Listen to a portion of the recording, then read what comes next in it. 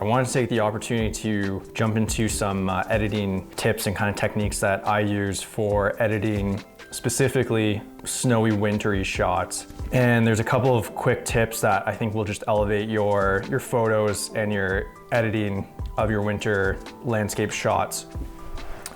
All right, I'm gonna pull 4 photos in from the set that I shared with you guys in the video. All right, so you can see here in the first photo that I basically changed the white balance, bumped up the exposure quite a bit, boosted the shadows, brought down the highlights, a little bit of clarity, texture, dehaze, a little bit of vibrance, saturation, and then just played with the curves pretty gently.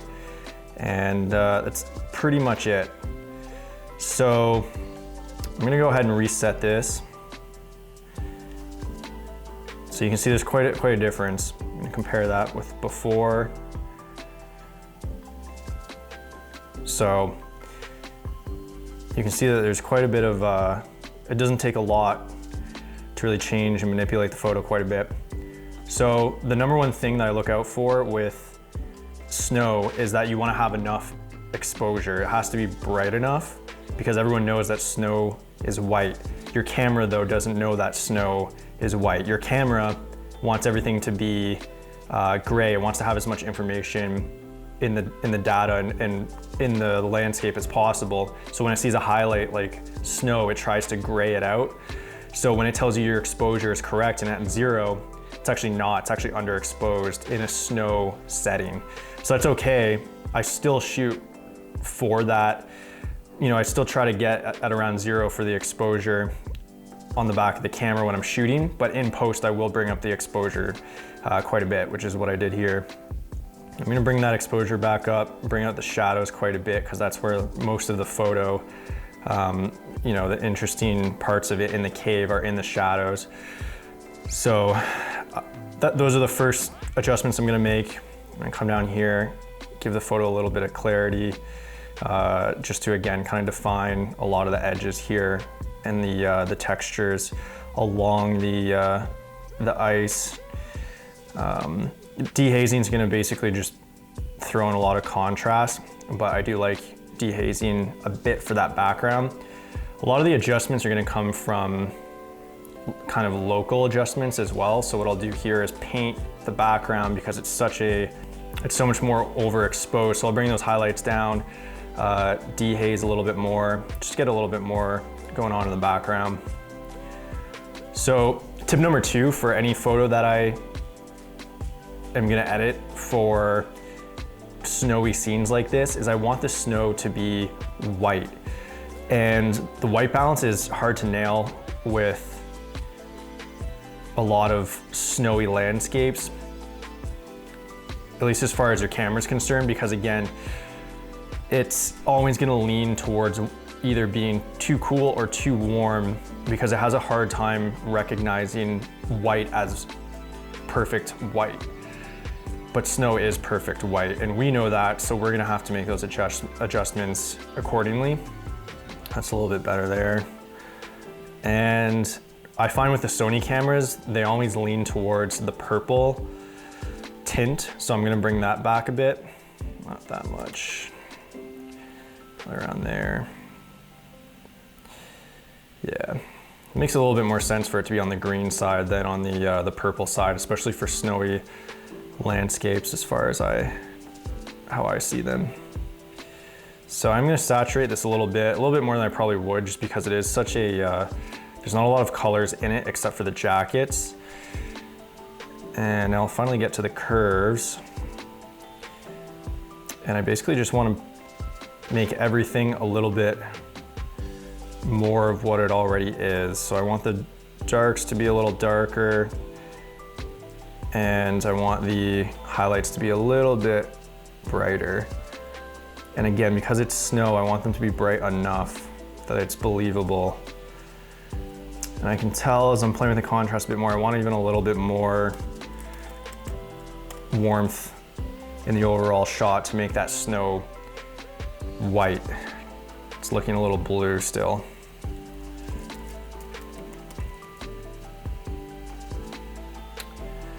All right, so that's a lot better already. So all I would do now is kind of do a local adjustment here over Mac and Stephanie.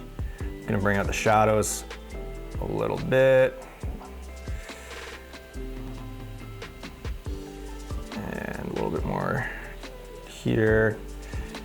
All right, so it's starting to look really good. The only thing that I would do, and this is kind of like a creative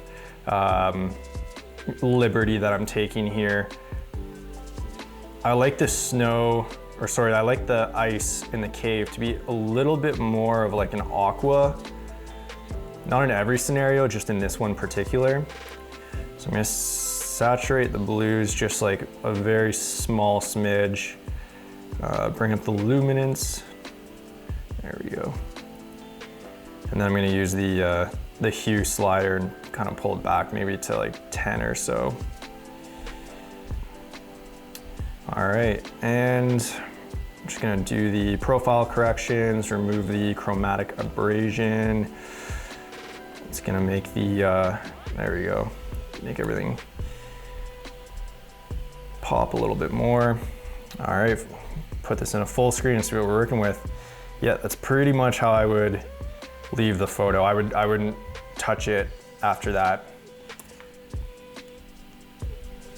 All right, let's jump into another photo here quick. So I'm gonna reset this one. And I would do all of the same things to this one.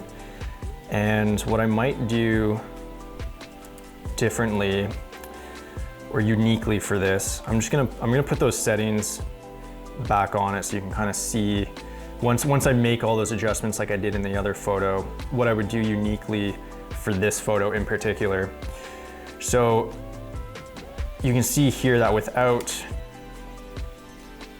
that gradient filter here, I lose a lot of definition in the sky.